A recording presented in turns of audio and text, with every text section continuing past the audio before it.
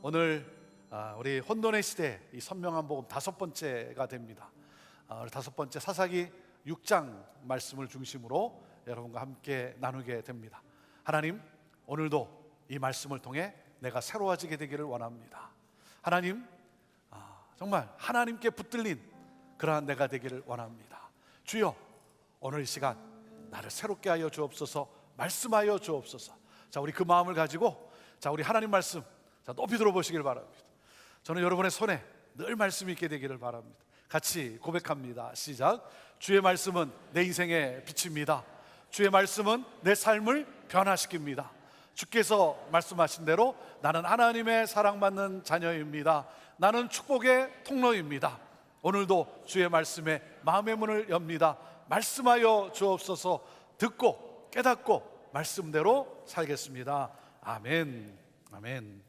자, 그 고백을 가지고 우리 하나님의 말씀 사사기 구약성경 사사기 6장입니다.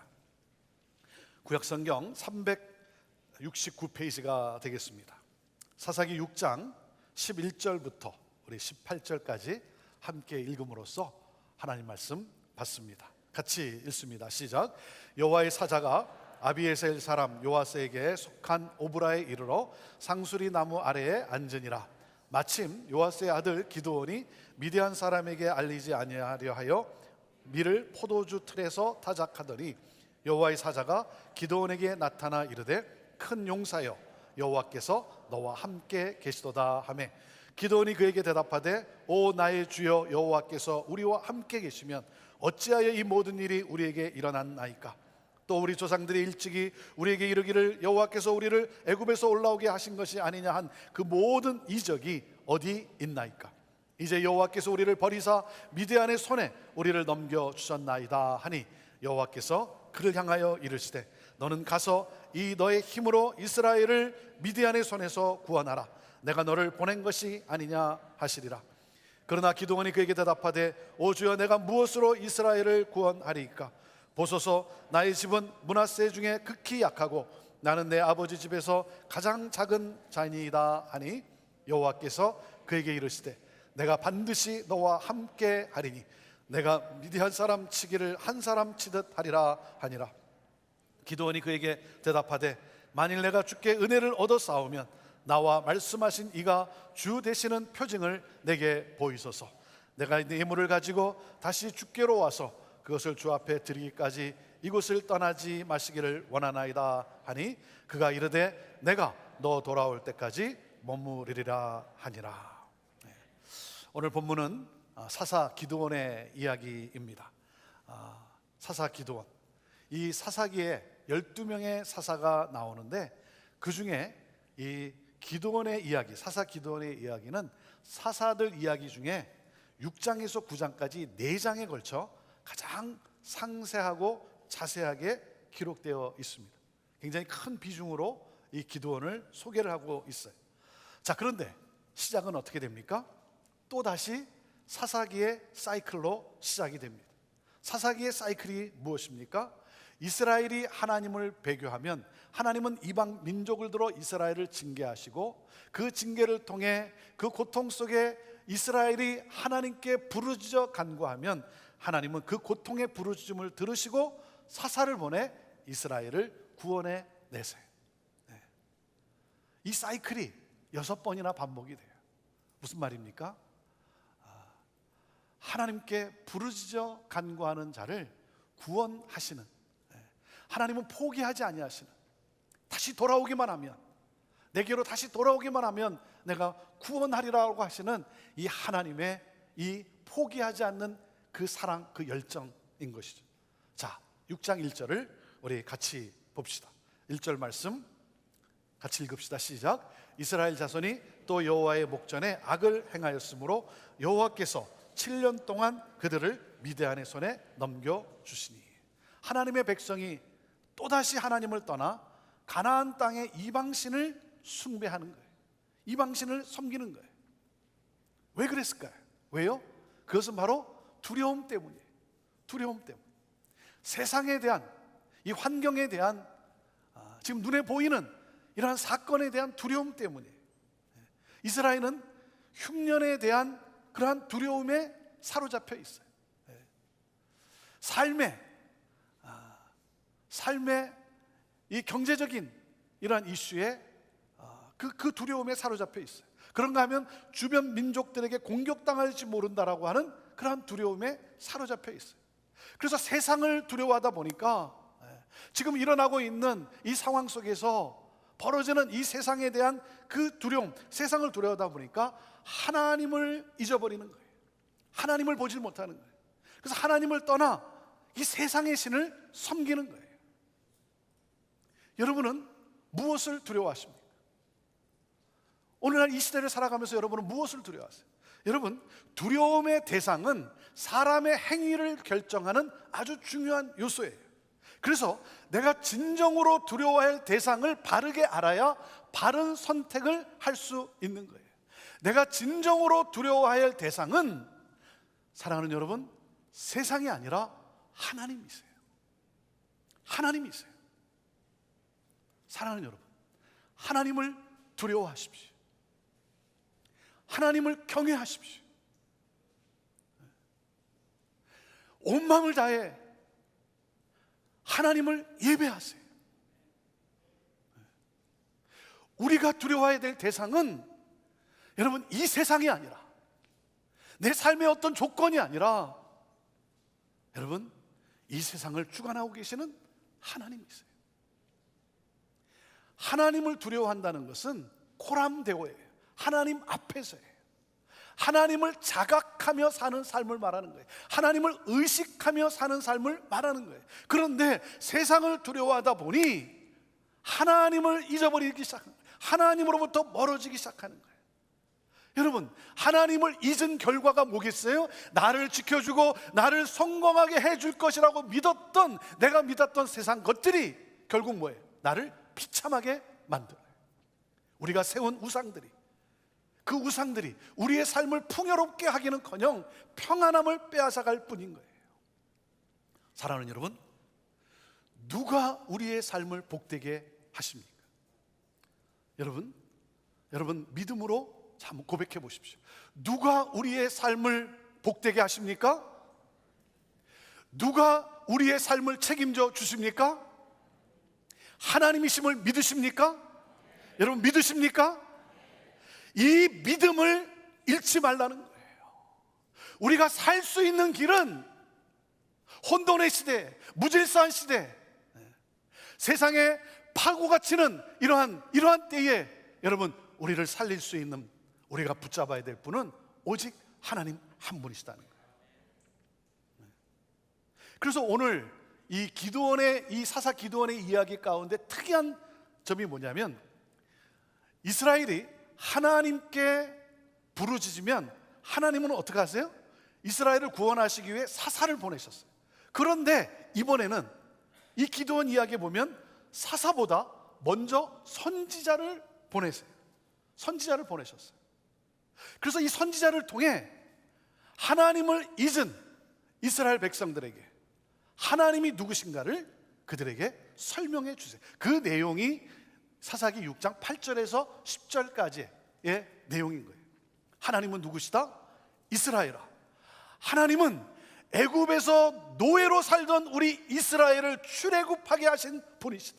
우리를 자유케 하신 분이시다. 광야에서 양식이 없어 죽는다고 할 때 만나를 내리시고, 고기를 먹고 싶다고 할 때 메추라기를 매일 허락해 주셨다.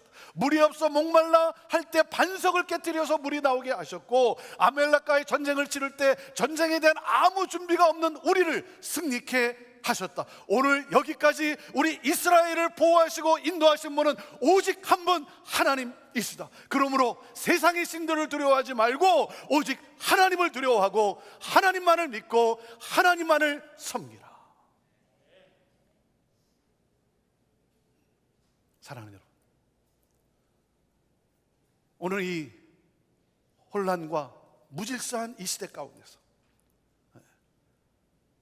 두려움이 엄습하는 이런 상황 속에서 내가 붙들어야 하는 것이 뭐예요?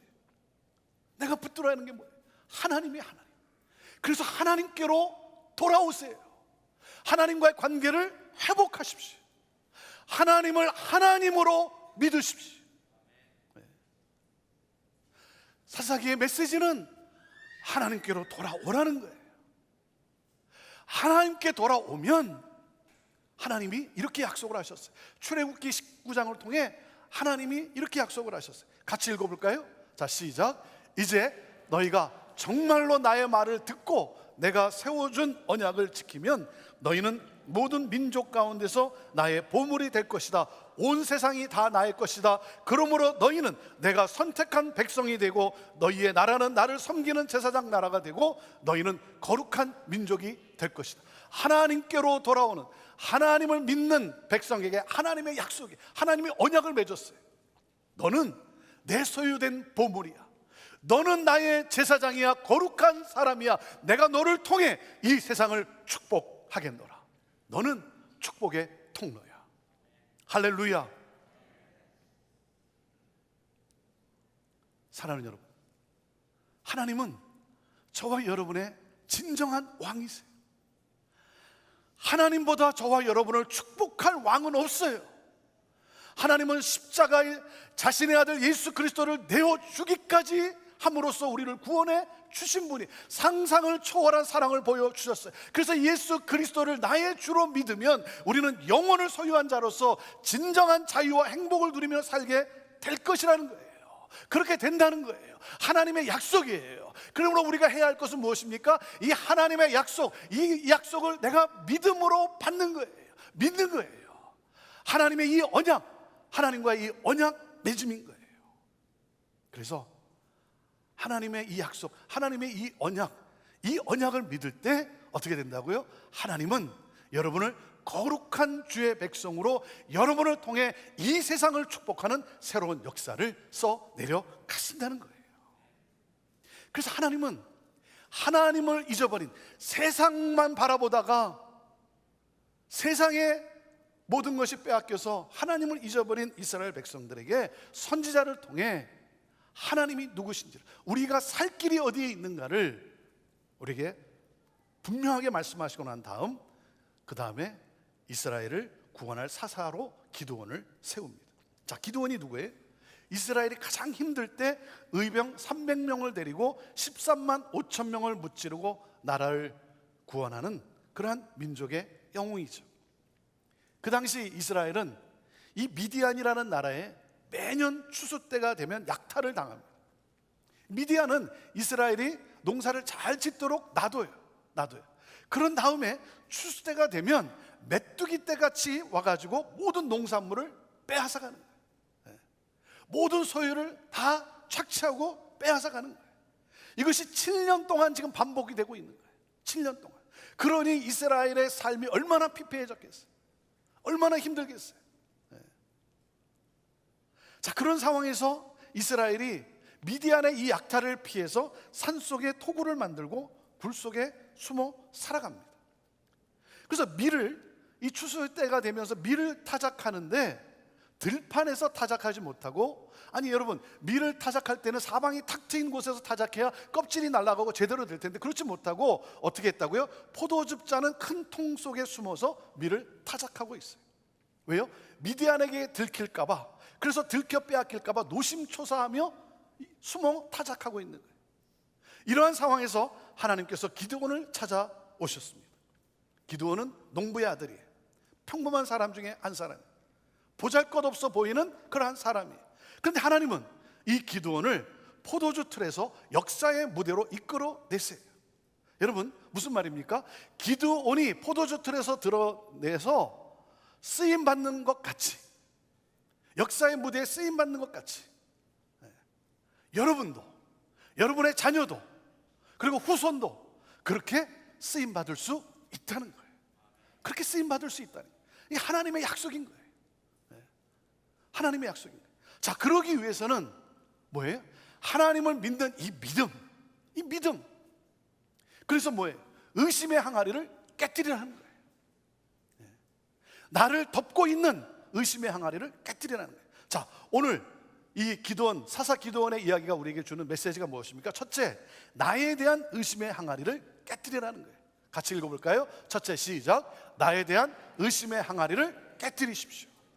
12절에 자, 뭐라고 말씀하셨습니까? 여호와의 사자가 기드온에게 나타나 이르되 큰 용사여. 그래, 큰 용사여. 하나님은 두려워 떨고 있는 기드온에게 나타나셔서 기드온이 누군지, 내가 누구인지를 말씀을 하세요. 비겁해하고 두려워하는 기드온에게 큰 용사여. 겁에 질려 동굴 속에 숨어 있는 두려움이 많은 사람, 용기가 없는 사람, 용사라고는 찾아볼 수 없는 그러한 사람, 그런데 하나님이 나타나셔서 너는 큰 용사야. 아니, 제가 용사라뇨? 아니, 무슨 말을 그렇게 하십니까? 아니, 그리고 미디안이 내가 용사라는 사실을 알면 나를 가만히 두겠습니까? 나를 죽이지 않겠습니까? 나를 죽게 하려고 그런 말을 하면 되겠습니까? 잘못 보셨습니다. 자신의 처한 환경을 보고 자신에 대해 부정적 자아상을 가지고 있어요. 현재 나의 모습을 보고 좌절하고 있는 거예요. 나 같은 사람이 무엇을 할 수 있겠는가? 나의 현실을 보고 내가 처한 환경 속에서 나를 부정적으로 보는 거예요. 아니, 가난한 내가 뭘 할 수 있겠는가? 영어도 못하는 내가 이곳에서 뭘 할 수 있겠는가? 나이가 많은 내가 무엇을 할 수 있겠는가? 사랑하는 여러분, 나는 할 수 없다는 생각을 버리세요. 생각을 바꾸지 않는 한 인생은 바뀌지 않습니다. 하나님이 말씀하세요. 너는 큰 용사야. 하나님이 말씀하세요. 너는 보배롭고 존귀한 자야. 하나님이 말씀하세요. 여러분, 베드로를 기억하십니까? 베드로는 시몬이었어요. 그런데 예수님께서 시몬인 이 베드로를 찾아오신 거예요. 그래서 시몬에게 뭐라 그랬어요? 너는 베드로야. 말씀을 하시는 거예요. 너는 반석이야. 그러는 거예요. 베드로는요, 흔들리는 사람이었어요. 충동적인 사람이었어요. 반석이라고는 찾아볼 수 없는 그런 사람이었어요. 그런데 하나님께서 이 시몬을 찾아서 너는 베드로야. 내가 이 반석 위에 내 교회를 세울 거야. 여러분 자녀들에게도 마찬가지예요. 너는 이 세상을 축복하는 영향력 있는 일꾼이야. 그러한 일꾼이 될 거야. 너는 하나님이 사랑하는 아들이야, 딸이야. 너는 축복의 통로야. 여러분, 위대한 사람 곁에는 항상 그를 믿어주고 격려한 사람이 있었다는 거예요. 그래서 여러분, 격려를 아끼지 마세요.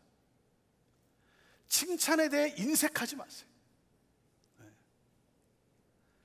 그런데 많은 경우 우리 한국 부모들은 이 칭찬하는데 너무 인색해요. 너무 인색해요. 왜요?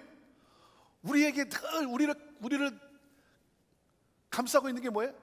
칭찬하면 교만해질 것이다. 교만해질까 봐 칭찬을 안 하는 거예요. 근데 여러분, 그렇지 않아요.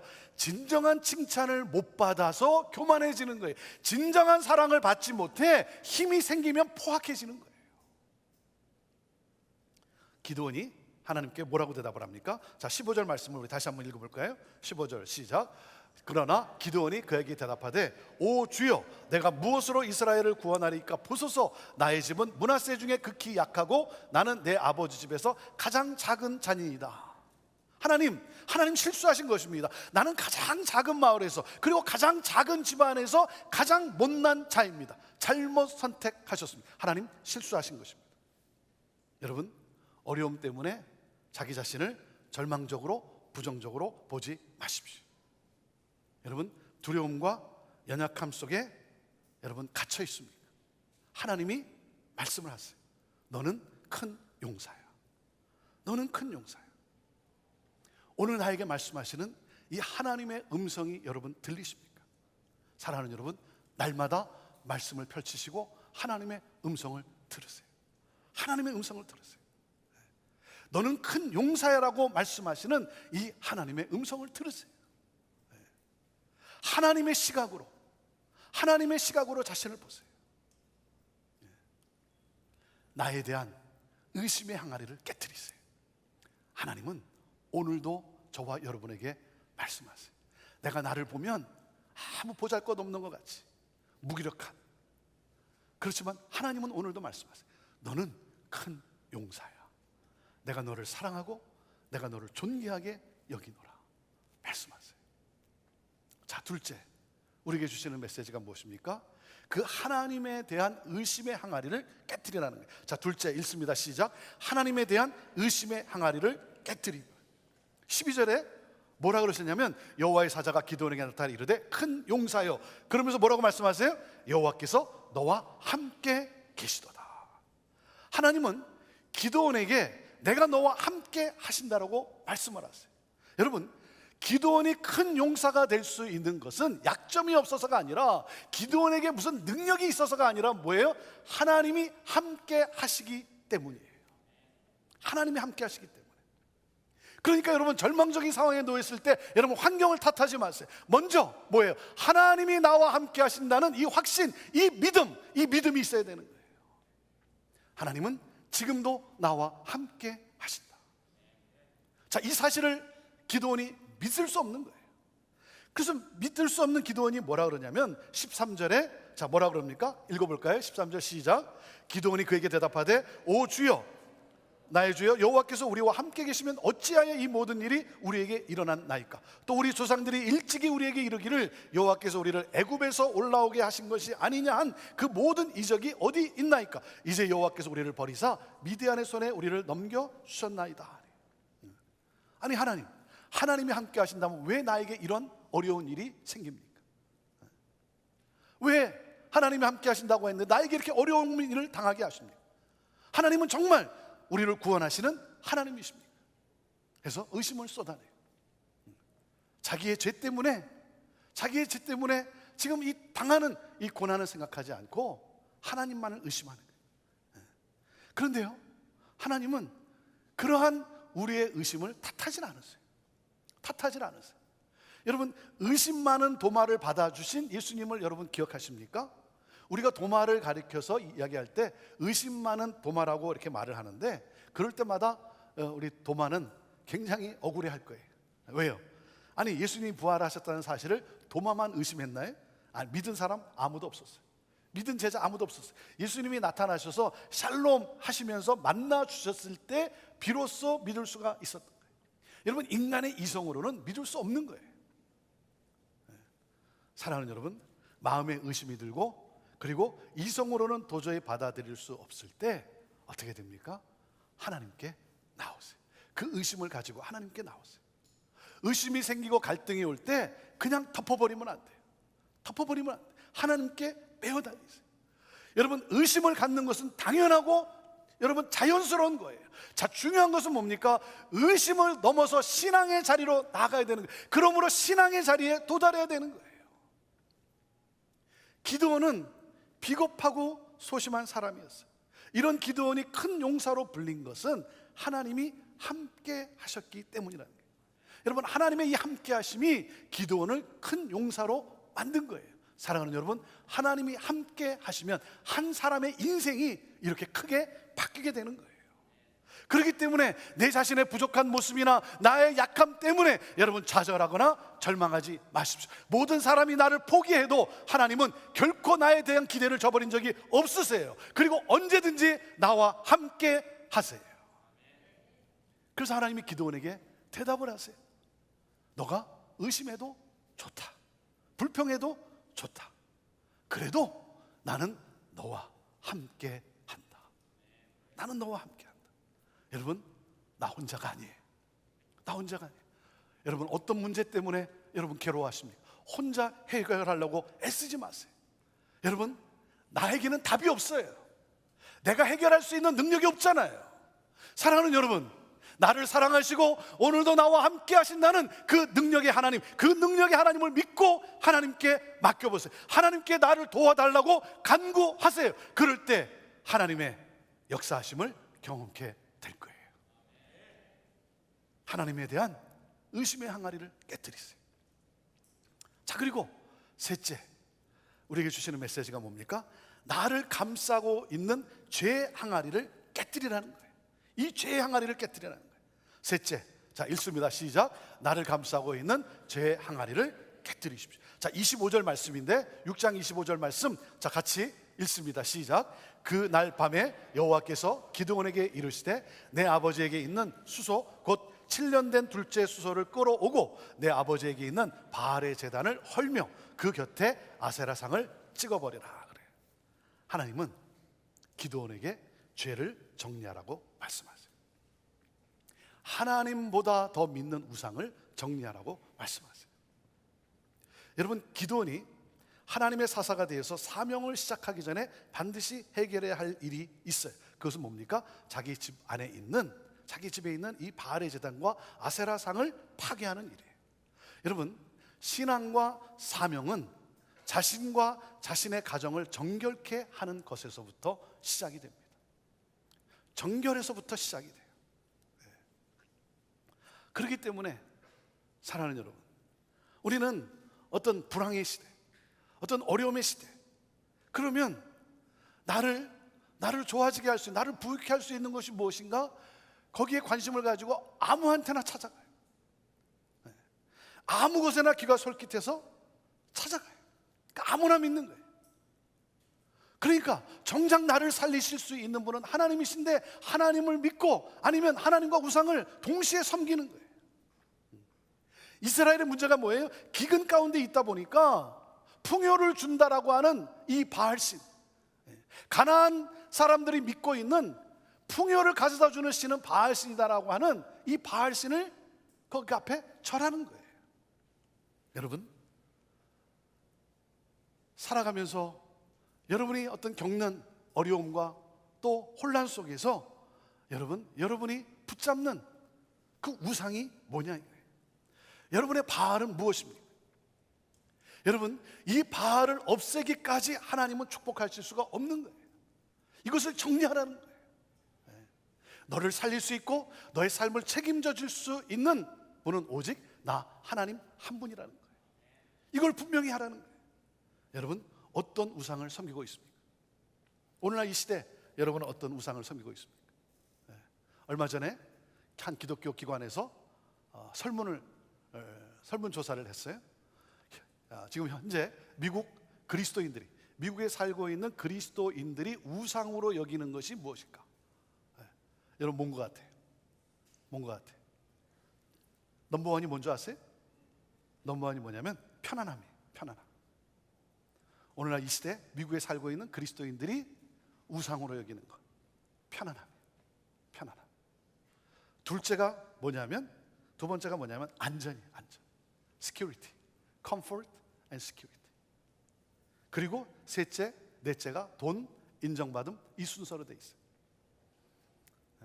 코로나 팬데믹을 지나면서 수많은 그리스도인들이 무엇을 자기도 모르는 사이에 우상으로 섬기고 있냐면 편안함을 우상으로 섬기고 있다. 사랑하는 여러분, 우리가 이 세상을 살아가면서 우리가 추구할 것은 편안함이 아니에요. 편안함이 아니라 뭐예요? 평안이에요. 평안. 하늘로부터 주어지는 평안, 하나님의 말씀으로부터 고난과 역경을 이겨낼 수 있게 하는 이 평안의 능력. 사랑하는 여러분, 이 평안, 말씀의 자리를 놓치지 마세요. 기도의 자리를 놓치지 마세요. 하나님을 예배하는, 마음을 다해서 힘을 다해서 예배하는 예배의 자리를 여러분 놓치지 마세요. 사랑하는 여러분, 우리가 추구할 것은 편안함이 아니라 우리의 삶을 이기게 하고 그리고 승리케 하시는 하나님의 말씀으로부터 주어지는 평안의 능력인 거예요. 내 삶 한복판에 자리 잡고 있는 이 우상을 없애라는 거예요. 우리 집안에 들어와 있는 우상을 없애라는 거예요. 그럴 때 하나님이 쓰시는 축복의 삶을 사는 거예요. 하나님은 이 순결의 결단을 오늘 원하고 계시는 거예요. 그래서 나를 덮고 있는, 나를 감싸고 있는 이 죄의 항아리를 깨뜨리라는 거예요. 자, 그리고 오늘 마지막으로 넷째, 우리에게 주시는 메시지가 뭐냐면 확률을 믿는 항아리를 깨뜨리라는 거예요. 자, 넷째 읽습니다. 시작. 확률을 믿는 항아리를 깨뜨리십시오. 자, 34절 말씀인데요, 함께 읽습니다. 시작. 여호와의 영이 기드온에게 임하시니 기드온이 나팔을 불매 아비에셀이 그의 뒤를 따라 부름을 받으니라. 자, 하나님이 기드온의 삶의 역사를 하세요. 하나님의 능력이 그에게 임합니다. 그래서 미디안을 대항해서 싸울 군사를 모으는데 모이라고 했는데 32,000명이 모였어요. 32,000명. 그런데 하나님께서 다 그들을 돌려보내고 300명만 남게 하세요. 하나님은 99%를 돌려보내시고 1%인 300명으로 13만 5천 명을 상대하게 합니다. 미디안의 군대 13만 5천 명을 상대하게 해요. 그러니까 뭐예요? 1대 450이에요. 1대 450. 아니 여러분, 이 말이 됩니까? 그리고 전쟁에서 싸울 무기를 하나님이 알려주세요. 그 무기가 뭐였어요? 나팔과 횃불과 항아리예요. 아니 여러분, 이해가 갑니까? 전쟁에서 싸울 무기로 하나님께서 나팔과 횃불과 항아리라는 거예요. 그래서 하나님은 어떻게 하시냐면 이 300명으로 골짜기를 둘러싸게 하고, 그리고 횃불을 항아리로 덮고 명령하면 나팔을 불고 외치라는 거예요. 그리고 횃불을 덮고 있는 항아리를 깨라는 거예요. 하라는 대로 기드온이 외치고 나팔을 불고 항아리를 깨고 횃불을 들었어요. 그랬더니 미디안 군사들이 놀라 깨어서 일어나 자기들끼리 서로 싸우기를 시작했어요. 자기들끼리 13만 5천 명이 그 횃불을 보고 자기들을 포위하고 있는 그 대군이 온 줄로 착각을 한 거예요. 여러분, 하나님은 확률로 싸우지 않으세요. 하나님은 숫자로 싸우지 않으세요. 확률로 보면 불가능해요. 숫자로 보면 지게 되어 있어요. 그러나 여러분, 하나님이 역사하시면 확률이 없지만 살아납니다. 불가능한 숫자로 승리하게 되는 거예요. 그래서 여러분, 숫자와 확률에 주눅들지 마세요. 없는데, 돈이 없는데 어떻게 할 수 있겠나? 여러분, 숫자와 확률에 주눅들지 마세요. 여러분, 재기할 확률이 없다고요? 살아날 확률이 없다고요? 하나님이 역사하시면 순식간에 살아나는 거예요. 새로워지는 거예요. 사랑하는 여러분, 확률을 믿는 항아리를 깨뜨리세요. 깨뜨리세요. 사랑하는 여러분, 나를 무기력하게 하고 나를 절망하게 하는, 나를 감싸고 있는 이 의심의 항아리를 깨뜨리십시오. 하나님을 믿지 못하게 하는 의심의 항아리를 깨뜨리세요. 그리고 나를 덮고 있는 이 죄의 항아리를 깨뜨리십시오. 확률을 믿는 항아리를 깨뜨리세요. 그리고 뭐예요? 내 안에 있는 횃불, 하나님을 향한 믿음.